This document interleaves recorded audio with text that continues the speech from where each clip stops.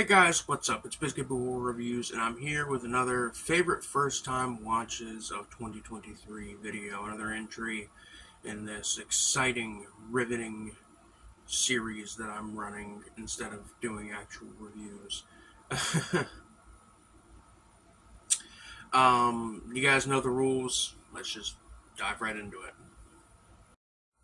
Up first is Little Corey Gorey from 1993. This is a film that went mostly kind of unreleased and under the radar until Sub Rosa picked it up recently.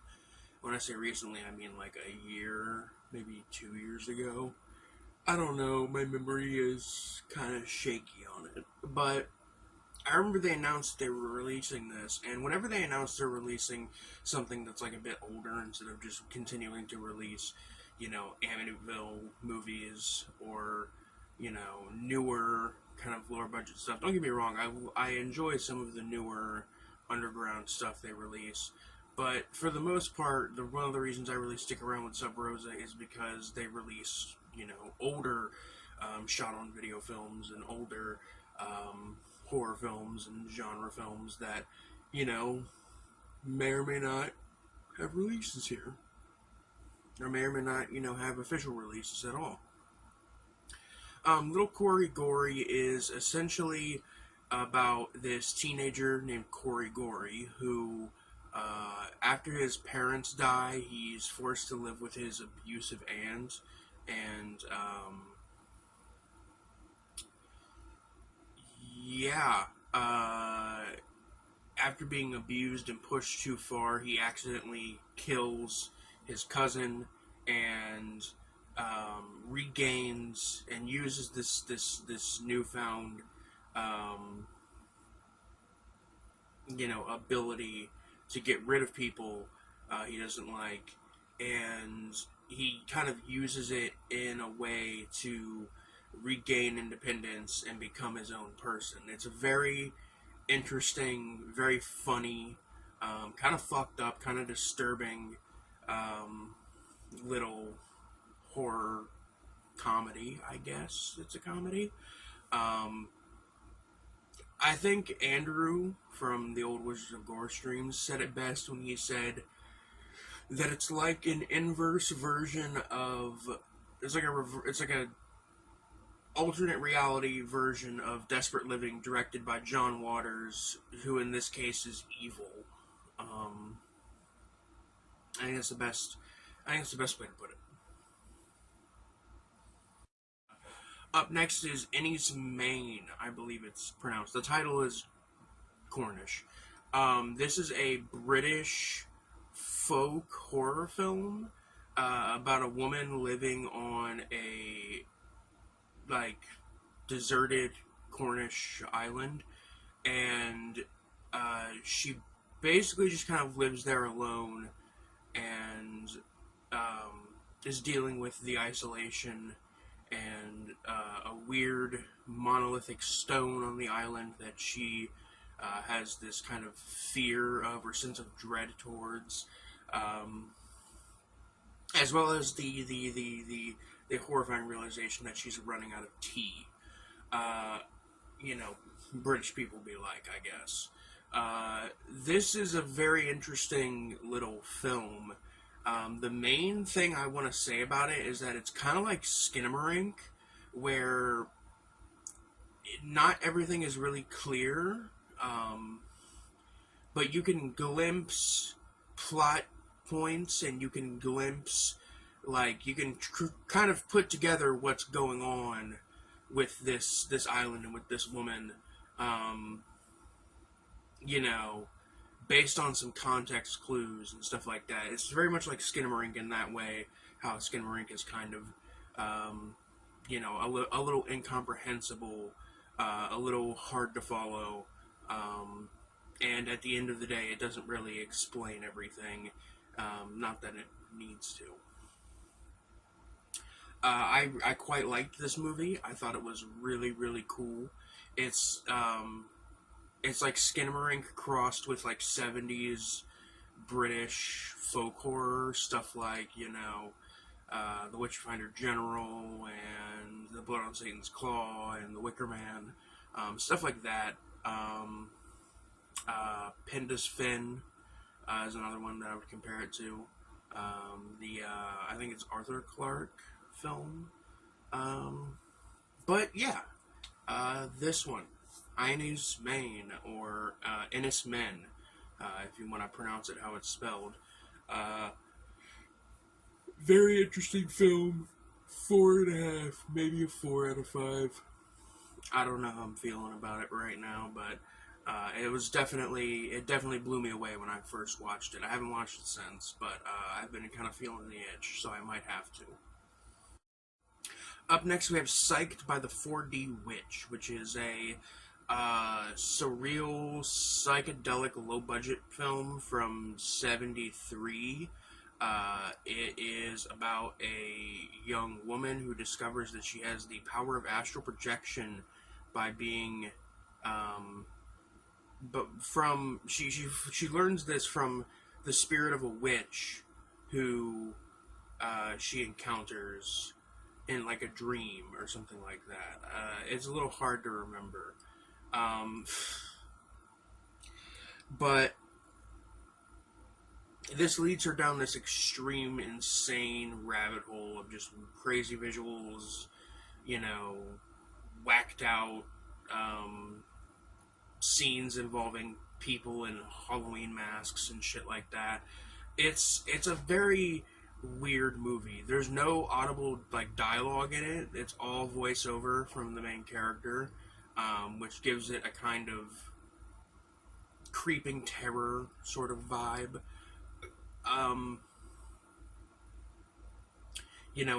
she has to basically explain everything that's going on in the movie, like scene by scene, which makes it all the more kind of disconnected from reality and surreal.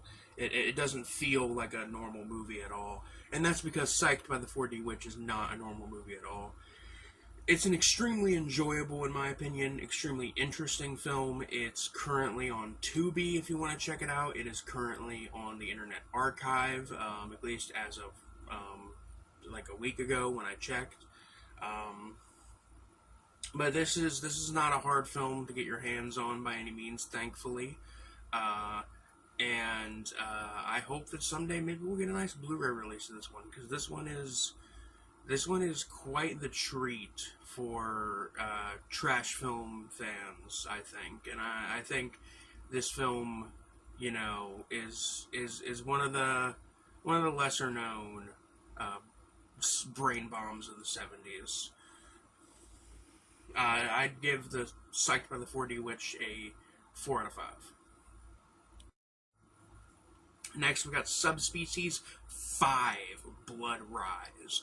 So, Subspecies 5 is the 5th movie in the Subspecies series. Subspecies being a full moon produced vampire series that started in the early 90s.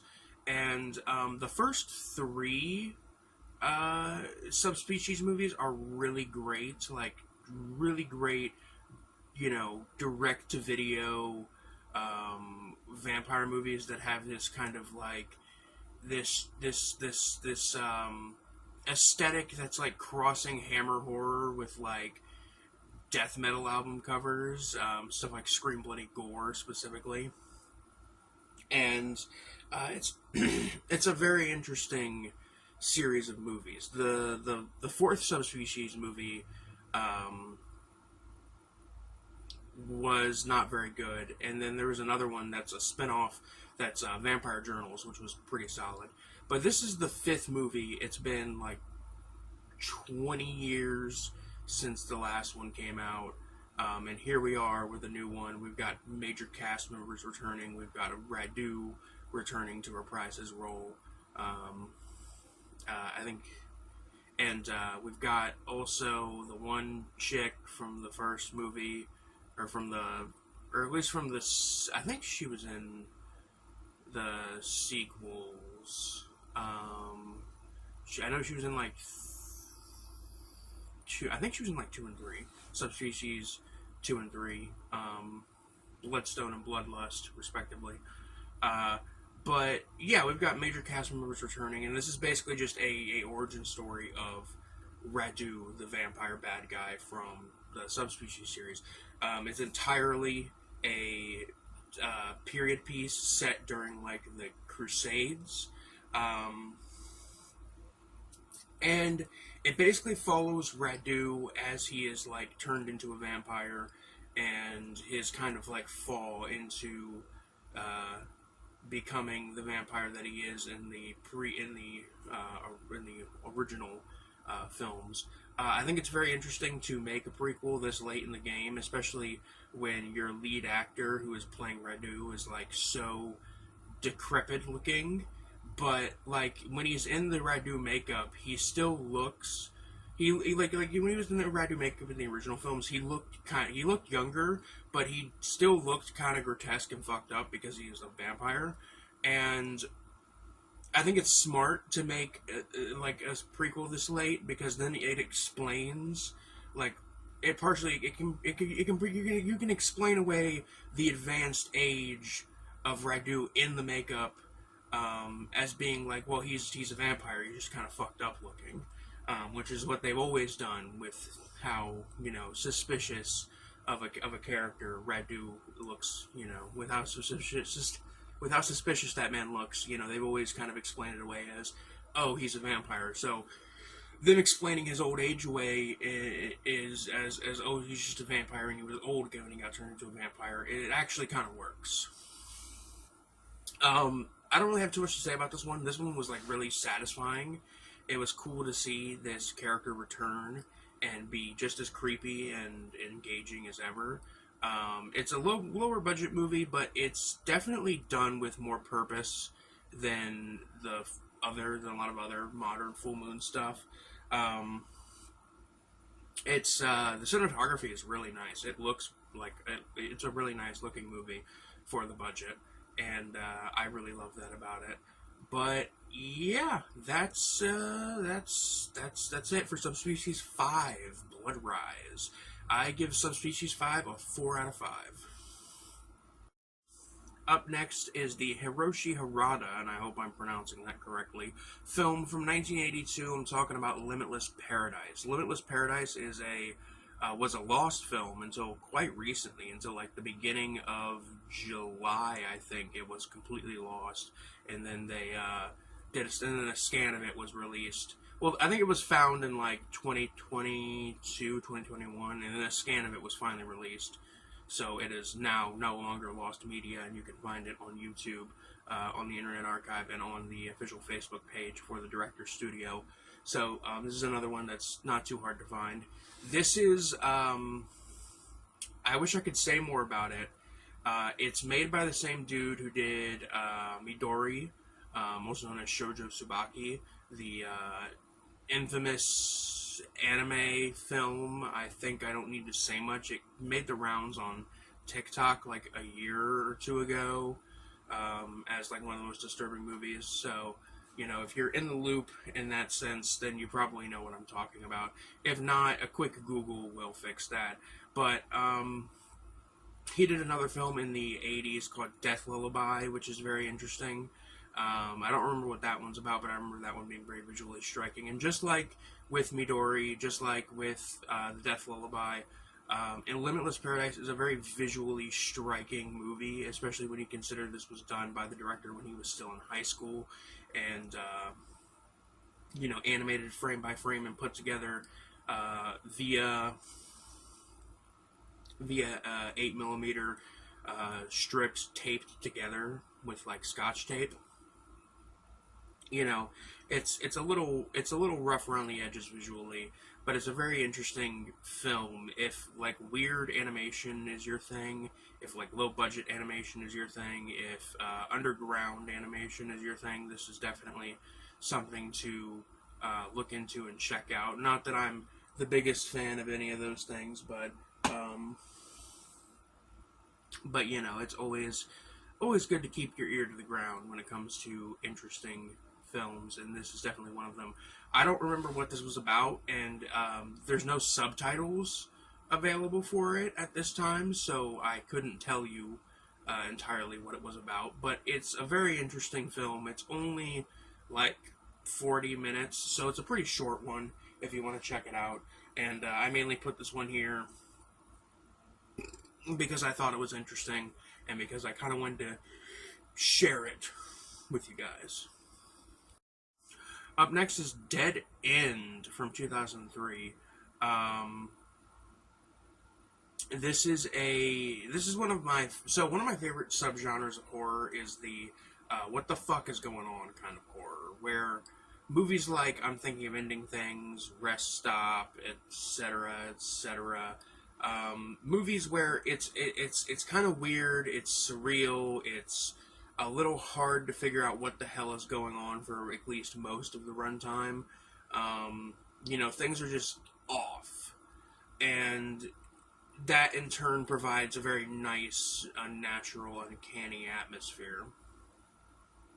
And Dead End is no different in that regard. It is about a family that is traveling to visit the in-laws on Christmas, and they end up on a road that kind of just leads continually into nothingness, and they continue to stop, and then they stop when they see something in the road or something like that, and something happens, and they continue to keep going, and that's kind of how the film plays out, like sequentially, and you kind of don't know where this film's going to go. You kind of don't know what it's doing, but when it does finally show its hand at the end of the film, it's not like a super satisfying ending, but like, for the average person, I think the average person wouldn't be too upset about it. I don't know. I think they should have not, explained what the fuck's going on, because at the end of the film they do explain what the situation is. But, that's fine. It's whatever. Still, this was a really, really great horror film. I really, really liked this one. And this is a new holiday favorite for me, and I'm happy. And again, I continually always think to myself every time I pull up Tubi, every time I pull up a streaming service, I'm like, I've seen all these movies, I've seen it all. I get this feeling that I've seen everything that there is to see in terms of interesting horror films, interesting cult films, interesting films that get swept under the rug and stuff like that. And it's always refreshing to me to know that I can still be surprised by movies, even if I think that I've, seen everything that I need to see, or if I think that I've seen, everything that wows me or perplexes me or interests me, just like the situation with, Psyched by the 4D Witch.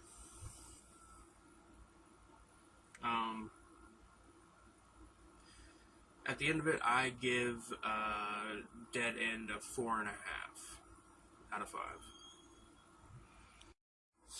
Up next is 1971's The Night That God Screamed. This is an obscure little cult-sploitation flick, basically about a bunch of Jesus freaks who stalk a woman after killing her husband by crucifying him. It's a pretty tense and pretty creepy little flick, I'll be completely honest. There's not much I can really say about it. It's not like the most well-acted movie ever. It's not an amazing movie by any means. But I think it sticks out among like cult-sploitation films of the 70s, because those films often dealt with pagan cults or satanic cults, and this is a cult of Christians, led by a very Charles Manson-like figure. The Night That God Screamed from 1971. Not super violent, not like a super revolutionary movie by any means, but one that I found to be pretty enjoyable. It's like a 3 to a 3.5 out of 5. Up next is the sexploitation drama film Toys Are Not for Children from 1972. This is a pretty interesting film. It was released by Criterion, which I think is pretty interesting. And similar to their film, the film that they released, Scalpel, it's a movie that like is kind of underseen, underappreciated, underrated, and is definitely like punching far above its class in terms of you know, of whether it's a heavyweight or a lightweight or whatever. It's definitely trying to be something different from its contemporaries, and for that I respect it. It's essentially about a young woman who has a weird fixation on her, who's emotionally stunted and has a weird fixation on her long absent father, as well as the toys that he gave her when she was a little girl, holding on to them into her, like mid to late 20s. And she essentially starts working with a prostitute and who kind of teaches her the trade, and she starts working as a prostitute and doing like weird, father-daughter play with dirty old men. It's a very, very dirty, very uncomfortable little film. But it's the ending is something else. Is a really good one, and overall, I think like for the type of movie it is, it's relatively well performed and put together. It's definitely got that 70s New York sleaze vibe, which I quite enjoy, and yeah, I think that's all I have to say about children are not for toys are not for children. Fucking Christ. I can't speak today. Up next is Carl J. Sekenik's Mutant Massacre from 1991. Carl J. Sekenik is a very interesting shot on video filmmaker. His movies are like borderline incomprehensible and just weird. The most I can say about what I've seen from him, which is this and Alien Beasts, is that they're pretty entertaining if you like absolute fucking garbage. In fact, this film, Mutant Massacre, is just a re-edit of Alien Beasts. So I guess now I've seen Alien Beasts twice. I don't know what to say about this one. It's about a guy fighting, about these people trying to fight terrorists as well as aliens who are turning people into monsters and killers and mutants via space radiation and shit like that. It's like a bunch of teenagers making a film in their backyard, but like to the worst possible degree, and that's kind of what makes this film really enjoyable, in my opinion, and something that I would recommend. I give Mutant Massacre a 4 out of 5. And just like that, we're on to the final movie, which is another shot on video film. I'm talking about Shreck from 1990. This actually recently got announced for a Blu-ray release. Blu-ray release of this got announced from TerraVision, so I'm actually kind of excited for that. And, alright. So, this film is about a bunch of horror fans who who build a golem, and they attempt to resurrect the soul of long dead German actor Max Shreck, who was Count Orlok in Nosferatu.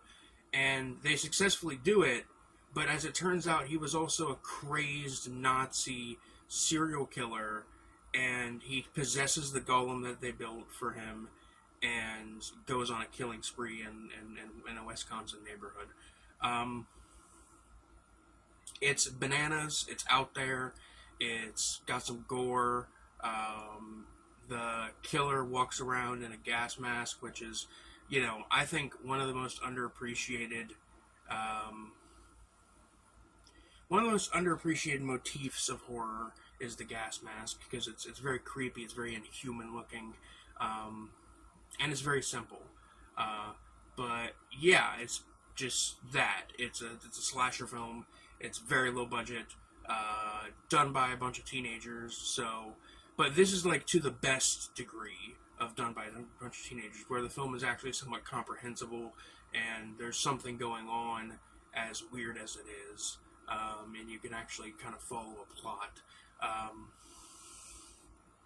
That being said, I give Shreck from 1990 a 3.5, I guess, out of 5. I don't know. Sorry if this video is kind of shit. I got a new camera. I'm kind of tired.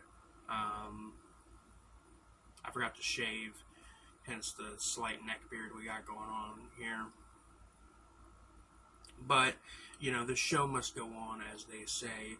And thank you guys for watching. And as always, this is Biscuit Boo Horror Reviews, signing off. Peace.